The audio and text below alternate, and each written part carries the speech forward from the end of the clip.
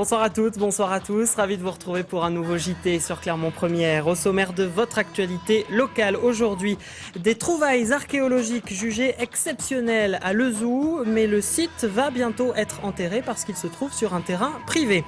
Une réunion houleuse à Paris cet après-midi à propos du train Paris-Clermont. Les élus auvergnats refusent que le Théose arrive gare de Bercy. Et puis une invitée politique dans ce JT, Danielle Auroy, est candidate aux élections sénatoriales pour Europe Écologie Les Verts. Un site archéologique considéré comme exceptionnel vient d'être mis au jour à Lezoux. Il s'agit de plusieurs fours à céramique datant du IIe siècle après Jésus-Christ. Problème, cette trouvaille a été faite sur un terrain privé et le propriétaire a prévu de tout ensevelir pour construire sa maison. Il en a le droit. Deux associations regrettent qu'un tel patrimoine tombe dans l'oubli. Le reportage à Lezoux de Philippe Robert.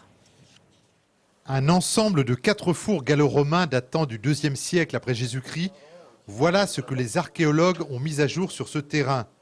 Une découverte à leurs yeux exceptionnelle. Nous avons les fours eux-mêmes qui sont très bien conservés, imbriqués certes mais conservés, avec une quantité de céramique énorme, de ratés de cuisson, de choses qui ont été enfouies.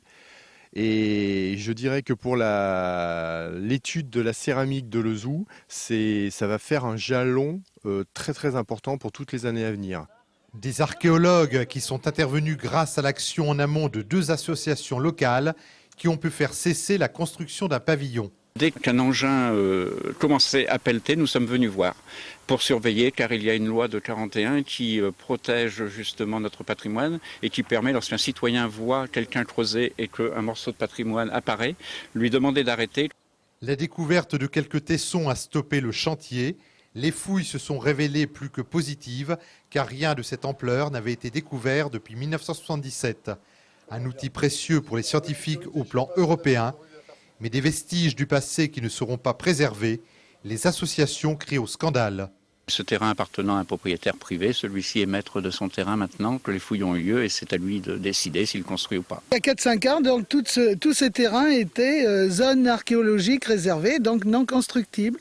Et comme par hasard, ces terrains ont été déclassés en complicité avec la DRAC Auvergne et la municipalité essentiellement.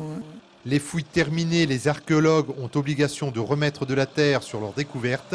D'ici quelques jours, le chantier de construction du pavillon reprendra, détruisant les fours à céramique. Un pan de l'histoire locale disparaîtra à tout jamais.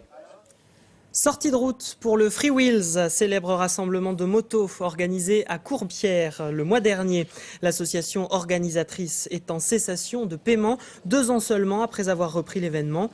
Plusieurs factures restent impayées, notamment une note d'hôtel de 3 000 € à Clermont. Les 13 000 visiteurs du Free Wheels cet été n'ont pas été suffisants pour remplir les caisses. Du côté de Courbières, c'est la consternation. Écoutez le maire de la ville, Jean-Noël Serin, joint par téléphone cet après-midi. Pour la municipalité, c'est une très grosse déception parce que le festival donc de 2011 au niveau de la ville de Courbières a été une grande réussite. Si vous voulez, nous on a eu une influence de 2 à 3 fois supérieure à celle de l'année dernière. Parce que les habitants et les associations s'étaient regroupés au sein de l'association Courbières Biker et avait fait un grand défilé en ville avec les confréries et ça a très bien marché. C'était quelque chose qui a été vraiment très festif et très apprécié des bikers. Une interview réalisée par Cécile Finot. L'arrivée du train Paris-Clermont à Bercy continue de faire polémique. Pour tenter de désamorcer la crise, la SNCF et Réseau Ferré de France rencontraient des élus auvergnats cet après-midi à Paris. La réunion a été pour le moins houleuse. Les élus refusent catégoriquement que le Théose arrive en gare de Bercy, considéré comme une gare de seconde zone. À l'issue de cette rencontre, il a été décidé de lancer une expertise pour voir si une autre solution que Bercy était envisageable. Les résultats seront connus dans 3 semaines, mais les élus ne semblent pas vraiment convaincus, selon nos confrères de lamontagne.fr. Seuls 5% des foyers auvergnats n'ont pas encore accès à la TNT, télévision numérique terrestre. C'est ce qui ressort d'un premier bilan effectué par France Télé Numérique, 4 mois après le passage au tout numérique dans la région.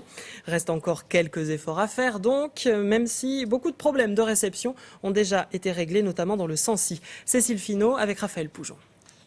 95% de foyers couverts, 4 mois après le passage à la télévision tout numérique en Auvergne. Un taux satisfaisant pour France Télé Numérique, même s'il a fallu quelques délais pour le réglage des émetteurs. Ça a pris un peu de temps parce qu'il y avait beaucoup d'émetteurs, 126 émetteurs en Auvergne. Donc tout s'est pas réglé le 10 mai, le 11 mai, il a fallu un petit peu de temps.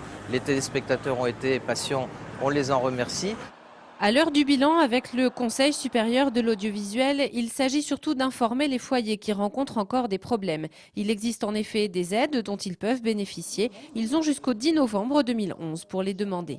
Cette aide va jusqu'à 250 €, est ouverte à tous sans condition de ressources, du moment qu'il s'agisse de votre résidence principale. Voilà, donc vous faites installer votre parabole, vous aurez vos chaînes de la TNT gratuites sans abonnement et vous retournerez votre dossier d'aide avec une petite partie à remplir pour l'attestation de l'antenniste. Vous recevrez vos 250 € sous un délai de 5 à 6 semaines. Pour en bénéficier, il suffit de demander un dossier d'aide dérogatoire à la réception en appelant le centre d'appel au 0970 818 818 au prix d'un appel local. Une information en bref, quand il y en a un, ça va, c'est quand il y en a beaucoup qu'il y a des problèmes. Pour cette petite phrase prononcée en 2009, Brice Hortefeux avait été condamné pour injure raciale à 750 € d'amende. Aujourd'hui, en appel, l'ancien ministre a finalement été relaxé. Les juges ont estimé que la plainte déposée par le MRAP était irrecevable. On reste dans la politique. Chaque soir dans le JT, cette semaine, nous recevons un candidat aux élections sénatoriales prévues le 25 septembre prochain. Notre invité ce soir, c'est Danielle Auroy. Bonsoir. Bonsoir. Vous êtes candidate à ces sénatoriales pour Europe Écologie Les Verts. Contrairement aux autres partis, Europe Écologie ne présente dans le Puy-de-Dôme qu'une candidate, vous en l'occurrence avec votre suppléant, Hubert Constancias. Pourquoi ce choix? Vous manquiez de volontaires? On ne manquait pas de volontaires, mais on voulait souligner que la nouvelle forme d'élection, qui est de nouveau du scrutin majoritaire, alors qu'avant c'était un scrutin à la proportionnelle, une fois de plus est faite pour flinguer les petits partis, il faut dire les choses comme elles sont, et qu'une fois de plus, la voie de l'écologie est mise à mal, alors qu'on sait bien que l'avenir politique, c'est l'écologie, ce sont les sujets que nous portons. Donc on a voulu montrer qu'on n'était pas la grenouille qui se voulait plus grosse que le bœuf, on laisse les autres le faire, mais par contre, on tient à ce qu'on a d'original, et en particulier toute la logique qu'on a autour de l'aménagement du territoire et du fait que le Sénat devrait être le représentant des territoires, c'est-à-dire le représentant des collectivités locales et territoriales. Et à ce titre, les sénateurs votaient la loi parce qu'ils représentent ces territoires et non pas l'addition de petits intérêts multiples. Il faut que ça se fasse entendre dans cette campagne. Alors on rappelle que pour les sénatoriales, ce sont les grands électeurs qui votent, donc des élus. Donc plus un parti a d'élus, a priori plus il a de chances d'avoir des sénateurs. Vous entendez donner du sens à cette assemblée qu'est le Sénat. Qu'est-ce que ça veut dire ? Ça veut dire qu'on oublie beaucoup que le Sénat a les mêmes devoirs que l'Assemblée nationale, c'est-à-dire qu'il vote les lois et à ce titre, il vote aussi les budgets, parce que les choix politiques se traduisent en budget, et que très souvent, il est plus considéré comme le représentant des intérêts très locaux, voire même des intérêts ruraux, alors que et du coup, il oppose quelque part le rural à l'urbain, alors que pour nous, les deux sont complémentaires, sont même solidaires. L'un n'existe que par l'autre et inversement. Et de ce point de vue-là, clarifier les choses, non pas par la réforme qui vient d'être faite, qui est un scandale, qui est antidémocratique et antiféministe, antiparitaire au passage. Il est d'évidence qu'il faut remettre tout à plat, il faut faire une loi avec une vraie logique de le Sénat représente les territoires. Que ce soit clair, mais pour ça il faut une loi, et puis après il faudra les choix budgétaires qui permettent aux collectivités locales d'exister. Certains politiques proposent de supprimer le Sénat. Que dit Europe Écologie Les Verts à ce propos ? Europe Écologie Les Verts n'est pas un fan de l'empilement franco-français. Mais ce que nous disons, c'est que soit nous sommes dans l'aménagement du territoire, c'est-à-dire dans une vraie régionalisation, soit nous sommes, et c'est le cas à l'heure actuelle, dans une renationalisation rampante. Et ceux qui disent qu'il faut supprimer le Sénat parce qu'ils veulent en profiter pour renationaliser, ça ne nous va pas. Nous, ce qu'on veut, c'est que le Sénat représente les régions et à l'intérieur des régions, les territoires. Mais que les choses soient claires, que les devoirs des uns et des autres soient donnés et qu'on arrête que tout le monde veuille faire ce que fait tout le monde. C'est-à-dire qu'il faut vraiment un découpage qui ait du sens et du sens politique et qui représente les citoyens, c'est-à-dire il faut faire une réforme de loi de ce point de vue-là et il faut que les citoyens y soient associés le plus possible. Si jamais vous étiez élu, vous l'avez déclaré à nos confrères de la montagne, vous dites que vous quitteriez la présidence de Clermont Communauté. Ça veut dire que vous ne feriez... La vice-présidence, pardon, la vice-présidence. Ça veut dire que vous ne feriez pas comme votre collègue Dominique Voynet, qui elle est maire et sénatrice. Dominique Voynet ne se représente pas au Sénat. Elle ne sera que maire. C'était à titre provisoire et c'est la seule, l'autre exception, c'est Noël Mamère, qui est un tout petit peu plus compliqué à convaincre, mais c'est un homme. Plus généralement, vous êtes contre le cumul? Généralement, nous sommes contre le cumul des mandats et on le voit bien. En général, le cumul des mandats et des fonctions fait que c'est dans quelques mains que la réflexion reste. Et au lieu d'irriguer les territoires, au lieu de faire cette solidarité qui nous paraît fondamentale, eh bien, au bout d'un moment, ce sont les intérêts des individus qui sont là et pas ceux des citoyens. On voudrait bien que ce soit de nouveau l'intérêt des citoyens qui soit au centre du débat et l'intérêt des grands électeurs et non pas l'intérêt de tel ou tel individu parce qu'ils trouvent que ça fait 25 ans qu'il est là, qu'il faut bien qu'il en fasse 30. Très bien, Daniel Leroy, merci. Vous pouvez rester avec nous. Le sujet qui va suivre devrait vous intéresser. Oui. On constate dans la région, comme partout en France, une multiplication des maisons à basse consommation énergétique. Il y en aurait plus de 200 en construction actuellement sur toute l'Auvergne. Voyez le reportage de Ariane Monfray et Cécile Finot dans le Puy-de-Dôme, entre Nonant et Saint-Babel. Cette maison en bois massif a été construite en 2007 sur la commune de Nonant. Pour leur projet, les propriétaires ont choisi une démarche écologique. Isolation en fibre de bois, fenêtres à triple vitrage, panneaux solaires et ventilation mécanique perfectionnée. Du coup, ils ont plaisir à ouvrir leurs portes pour expliquer leur construction.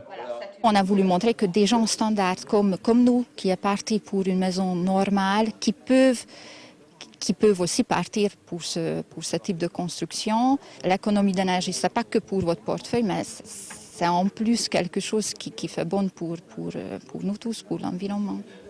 L'éco-construction est le cœur de ce type de projet. Respecter la nature, mais aussi assurer le confort des résidents. C'est le cas dans cette maison de Saint-Babel, dont l'isolation a été entièrement reprise avec du chanvre. L'entreprise de rénovation n'a d'ailleurs pas hésité à tester des techniques nouvelles. On fait du chanvre depuis 12 ans. C'est la première maison qu'on a isolée par l'extérieur en béton de chanvre. On en fait d'autres, mais avec de la brique de chanvre, mais celle-ci a été faite avec du béton de chanvre. On a posé des laines de chanvre sur les pignons et on a traité aussi la partie charpente et bardage bois. Que ce soit en rénovation ou en construction neuve, la dépense de base est conséquente. 10 à 15% de surcoût pour le chanvre, 1 600 € du mètre carré pour la maison en bois massif. Mais le bénéfice est immédiat. Pour cette maison de 140 mètres carrés, la facture énergétique a été divisée par 2. Et c'est la fin de ce JT. Merci à vous de l'avoir suivi. Prochain rendez-vous avec l'information sur Clermont Première demain 12h30. Très belle soirée à tous.